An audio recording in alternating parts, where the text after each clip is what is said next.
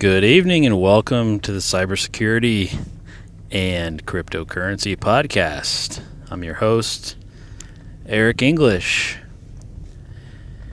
Well, we have some dramatic turns in the cryptocurrency market. Ethereum is at an all-new low. It went below $300 today. Today's Monday, August the 13th of 2018. So all the bad publicity about the Ethereum network not being able to handle all the transactions, the Binance CEO saying all the bad things about them, their price has taken a dramatic hit. Ethereum Classic did as well. Ethereum Classic was trading around $12 earlier today. But Ethereum under $300 is incredible to see.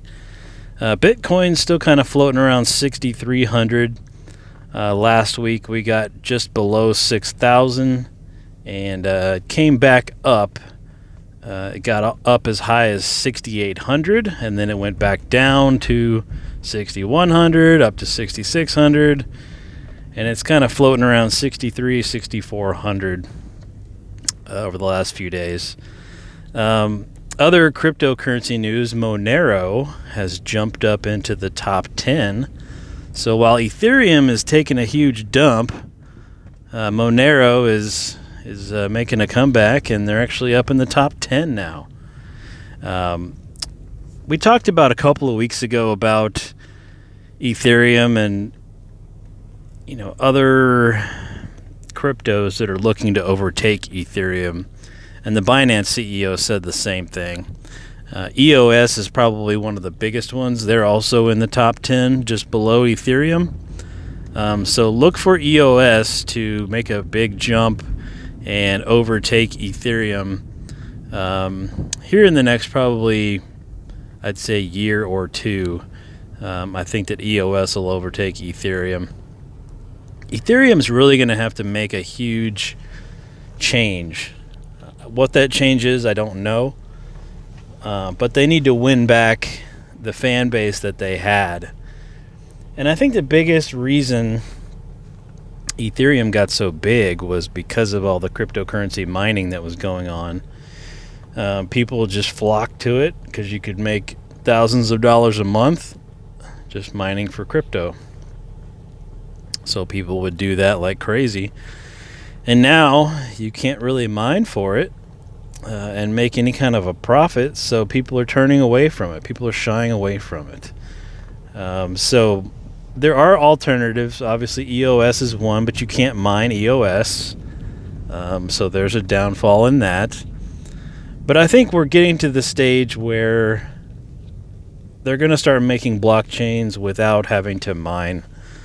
It just makes sense at this point, being able to use blockchain for something other than, a cryptocurrency, for example. And our friends at Ripple, they're way down. They were 29 cents today. So the whole market's really just taken a huge hit over the last few days, all because of that decision from the SEC that got postponed. Anytime there's any kind of regulation, people get spooked. And everybody starts selling off their stuff because the regulation could mean that they're going to close down the exchanges. So anybody that's got any kind of crypto sells off what they have, and they get rid of it because they think, hey, I'm not going to be able to use this exchange in my country. China, big example. China has their own firewall, so they can block people from doing whatever the heck they want. So if China all of a sudden comes out and says, nope, no more exchanges, and you live in China, guess what? You can no longer not only sell and trade on that exchange, but you may not even be able to get your money out of that exchange, depending on how quickly they decide to cut things off. So that's why, it seems like that's why at least, people freak out and the market takes such a huge hit when there's any kind of speculation about regulation. So, sad news for us crypto fans, but we got to keep the faith, and hopefully we'll see a little bit of a bounce back later on in the year, maybe. But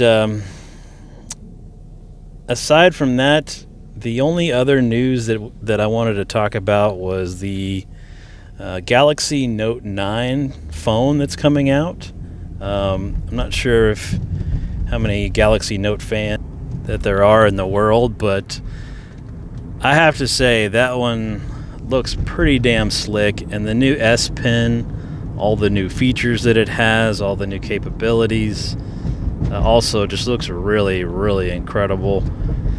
I'm probably going to pre-order one. They're saying that it's the closest thing we've been to having a desktop / cell phone all in one. They're trying to bridge that gap slowly but surely. Samsung also came out with I think it's a Tab S4 or something, and they're touting that real big, like you can hook it up to 2 monitors and all kinds of other stuff. So apparently with the Note 9 you can also hook it up to monitors and do all kinds of interesting things with it. So I thought that was pretty cool in the tech industry. As far as breaches go, it's been kind of a slow Monday. I guess that's good in the grand scheme of things, but there wasn't really a whole lot. There was some stuff about D-Link routers, had some DNS tampering, but only in Brazil. I don't understand that one. And there's also some stuff about different. So there was the manufacturing company, and the name slips my mind right now, but they got hit with the WannaCry ransomware here recently. We talked about it several podcasts ago, but they got hit with that ransomware, and they're just now recovering from it. And it just goes to show how bad that ransomware stuff is, but they're just now recovering, and it's been at least 2 or 3 weeks since it. So they've said that they're losing money and yada, yada, yada. And yeah, I'm sure they are. It's why you have to invest in security, people. It's not that hard to figure out. Security is risk management. It's not just IT overhead. I think there's a huge difference that people overlook. Security is about your data. It's about your customers. It's about securing your customers' data. It's about securing your reputation. It's about securing your brand and being a good company that people trust. I think that's the biggest thing and the hardest thing to build in anything, and just in life in general, is to build trust. How do you build trust if you're constantly getting hit with ransomware, or you're getting hit with whatever it is? You're getting a breach or whatever. All kinds of stuff like that ruins your credibility as a company. People don't think about it that way. They look at IT security as overhead. It's just an additional IT cost, and they don't want to pay for it because they want to be more profitable. And that's fine until something happens, and then they change their tune, and then they say, oh, well. But by the time you change your tune, it's usually too late. I'm sorry to say that, but you have to be on board with securing your infrastructure from day one. That way it secures your reputation, secures your brand, secures your customers' information, and continues to keep your company profitable. Otherwise, people aren't going to trust you, and they're not going to do business with you. It's pretty simple.